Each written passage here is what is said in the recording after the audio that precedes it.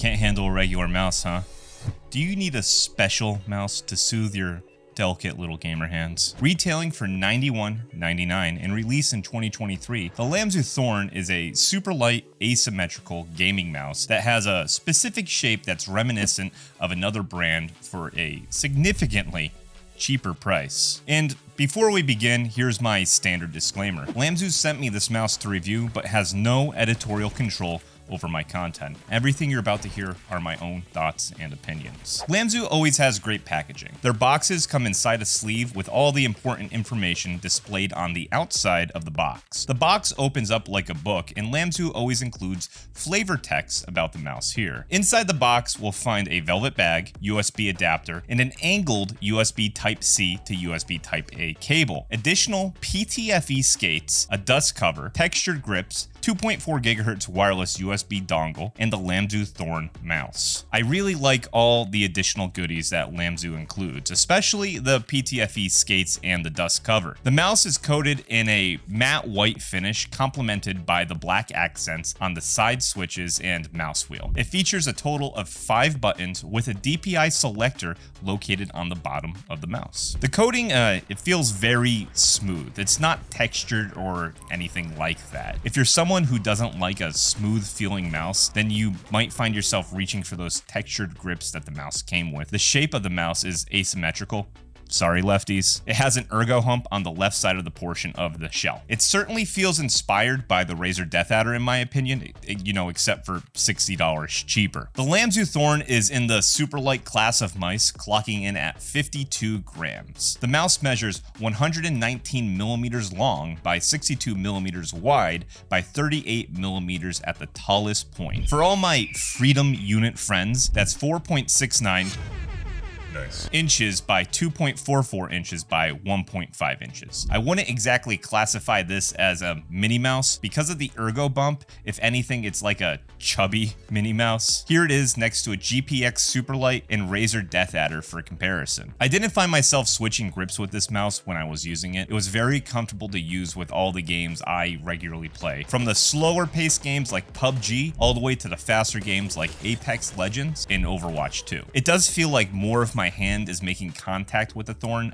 due to the ergo hump. This may not be for everyone, but I like it. I don't think this made me any better at pointing and clicking, but it was very easy for me to adapt to this shape, having more points of contact on the mouse than I usually do. The switches on M1 and M2 are optical and incredibly responsive, delivering a satisfying crisp click. The M1 and M2 paddles are smaller, but I had no difficulties pressing the switches. The wheel is rubberized and tactile, yet almost completely silent. I personally like to hear my mouse when I'm using it. That's just me though. Maybe you guys are different. The M4 and M5 switches felt slightly mushy to me. When you depress the switch, it actuates fine, but it feels like there's a little more play in the button than there should be. For those curious, this is what they sound like.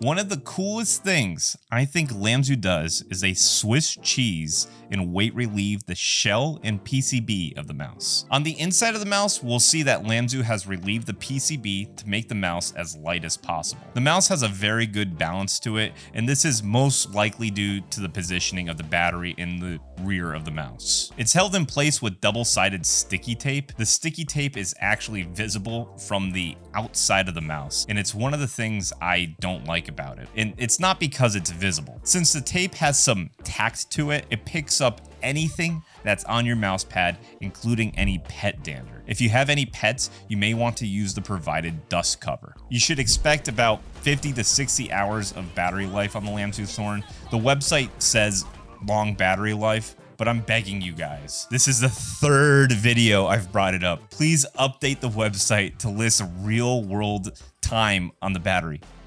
Please. The mouse features a Pixar PAW3395 sensor and has a maximum DPI of 26K. This is also a 4K optional polling mouse. The default polling rate out of box is 1K, but if you did want to use the 4K polling, you will need to purchase the additional 4K dongle for $13.99, which is actually a pretty reasonable price. A lot of people charge like over $20 for this. The Lamzu mouse software is pretty straightforward. At this point, if you use one mouse software, you've pretty much used them all. You get all the basic information about the mouse, including the software revision and battery life. Inside the software, you can create user profiles, change your DPI settings, enable motion sync. This is the exclusive PixArt feature that allows better syncing of your mouse's polling. You can change your lift-off distance, create macros, and most importantly, change the color of the mouse's one LED. If you happen to buy a Lamzu mouse and you're not happy with it, there's a 30-day return period through their website. Lamzu warranties their mice for 1 year, so if anything breaks in that time, Lamzu will pay for the shipping, and if they can't fix it, they'll refund you the cost of the mouse. I've had a